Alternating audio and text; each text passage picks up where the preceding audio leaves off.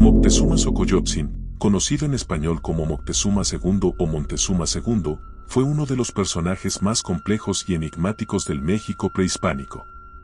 Nacido hacia 1466 y gobernante del Imperio Mexica entre 1502 y 1520, su figura ha sido interpretada de formas opuestas. Unos lo ven como un soberano sabio y espiritual, víctima de las circunstancias y del choque de dos mundos; otros, como un tirano supersticioso cuyo gobierno represivo y sus decisiones políticas precipitaron la caída del imperio más poderoso de Mesoamérica. Cuando Moctezuma Xocoyotzin asumió el trono de Tenochtitlan en 1502, el imperio mexica se encontraba en su máximo esplendor territorial. Su antecesor, Ahuizotul, había expandido los dominios mexicas desde el Golfo de México hasta el actual territorio de Guatemala. Moctezuma, perteneciente a la nobleza sacerdotal, no heredó solo un trono, sino una maquinaria política y militar construida sobre la guerra y la tributación de pueblos vencidos. Más allá de los relatos románticos o heroicos, existe un lado oscuro en la figura de Moctezuma, un gobernante autoritario, devoto de sacrificios humanos, controlador del pensamiento religioso y opresor de pueblos sometidos. Antes de empezar, no olvides suscribirte, comentar y darle like. Desde el inicio de su gobierno, Moctezuma adoptó un estilo más despótico y teocrático que sus antecesores. Reformó la estructura política para reforzar su autoridad personal, limitó la influencia de los nobles tradicionales, nombrando funcionarios leales a él, y transformó el cargo de Tlatoani, el que habla, en una figura casi divina. Bajo su mandato, el emperador dejó de ser visto como un simple líder militar para convertirse en un intermediario entre los dioses y los hombres. El protocolo cortesano se volvió rígido y reverencial. Nadie podía mirarlo directamente, los mensajeros debían bajar la vista y hablar de rodillas. Según las crónicas de Fray Bernardino de Sahagún y Hernán Cortés, Moctezuma vivía rodeado de lujo, tenía decenas de palacios, una colección zoológica con animales exóticos y un séquito de miles de sirvientes. El esplendor de la corte tenochca reflejaba no solo la riqueza del imperio, sino también la distancia que el Tlatoani había impuesto entre él y su pueblo. La religión mexica estaba íntimamente ligada a la guerra y al sacrificio humano. El universo, según su cosmovisión, dependía del equilibrio entre la luz y la oscuridad, entre la vida y la muerte. Para mantener el movimiento del sol y evitar el fin del mundo, los dioses exigían sangre humana. Moctezuma llevó esta práctica a su máxima expresión. Durante su gobierno se intensificaron las guerras floridas, campañas militares cuyo propósito principal no era conquistar territorios, sino capturar prisioneros para el sacrificio. En los templos de Tenochtitlan, especialmente en el Templo Mayor, miles de víctimas eran inmoladas para honrar a Huitzilopochtli, dios de la guerra y del sol. Los cuerpos eran arrojados por las escalinatas mientras los sacerdotes extraían los corazones palpitantes en lo alto del templo. Algunos cronistas, como Andrés de Tapia, afirmaron que en una sola ceremonia se sacrificaron más de 20,000 personas.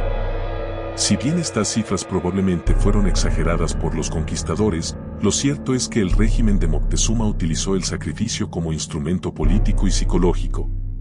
Un espectáculo de terror destinado a infundir obediencia y reafirmar el poder divino del Tlatoani. El miedo se convirtió en una herramienta de gobierno. Los pueblos tributarios, obligados a entregar alimentos, joyas y prisioneros, veían en Tenochtitlan no solo a una potencia militar, sino a una devoradora de vidas humanas. Este sistema de opresión generó resentimiento entre las provincias sometidas, resentimiento que más tarde sería aprovechado por Hernán Cortés y sus aliados indígenas. Con el paso del tiempo, Moctezuma se volvió cada vez más distante y supersticioso. Se rodeó de sacerdotes y adivinos que interpretaban presagios funestos, cometas en el cielo, incendios en el templo mayor, deformidades en los nacimientos de niños.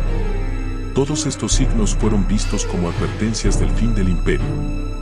La llegada de los españoles en 1519 acentuó su crisis espiritual. Convencido por sus sacerdotes de que los recién llegados podrían ser enviados del dios Quetzalcóatl, Moctezuma adoptó una actitud ambigua, recibió a Cortés con regalos y honores. Lo alojó en su palacio y trató de comprender su naturaleza divina. Este exceso de prudencia, interpretado por sus contemporáneos como debilidad, fue el principio del fin.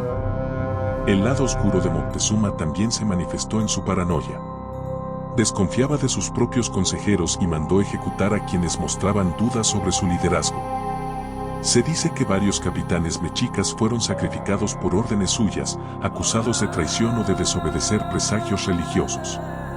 Su aislamiento lo llevó a perder el contacto con la realidad política de su imperio, y cuando finalmente intentó actuar, ya era demasiado tarde.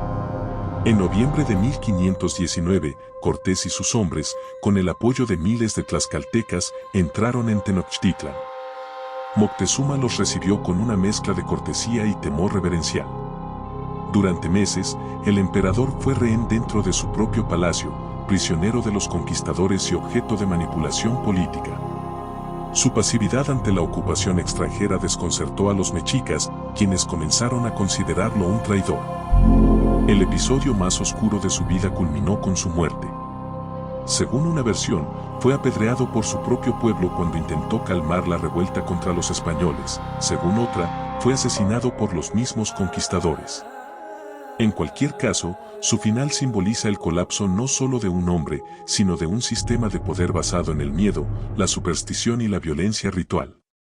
Después de su muerte, Moctezuma fue demonizado por unos y reivindicado por otros.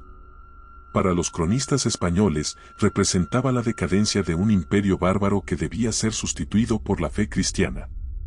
Para algunos indígenas posteriores, fue una víctima trágica de los dioses y del destino. En el siglo XIX, los historiadores románticos lo retrataron como un soberano filósofo, símbolo del ocaso de una civilización refinada. Sin embargo, los estudios modernos han revelado que su gobierno también encarnó los aspectos más sombríos del poder absoluto, la manipulación religiosa, el uso del terror como forma de control, la desigualdad entre la nobleza y el pueblo, y la opresión sistemática de los pueblos conquistados. Moctezuma no fue simplemente una víctima del destino, fue, en muchos sentidos, artífice de su propia ruina. El lado oscuro de Moctezuma no debe verse como una condena moral simplista, sino como un espejo del poder en su forma más concentrada. Su gobierno muestra cómo la divinización de un líder puede erosionar la razón política y conducir al desastre. También revela cómo el miedo, cuando sustituye al respeto, termina destruyendo la lealtad de los gobernados. Moctezuma fue un hombre atrapado entre dos mundos, el antiguo orden mexica, sostenido por la sangre y el mito, y la nueva era que llegaba desde el otro lado del océano. Su tragedia radica en no haber podido comprender, o aceptar, que el tiempo de los dioses guerreros estaba por terminar. Así, el lado oscuro de Moctezuma no es solo el del tirano supersticioso, sino el de un sistema que hizo del sacrificio y la obediencia ciega sus pilares fundamentales.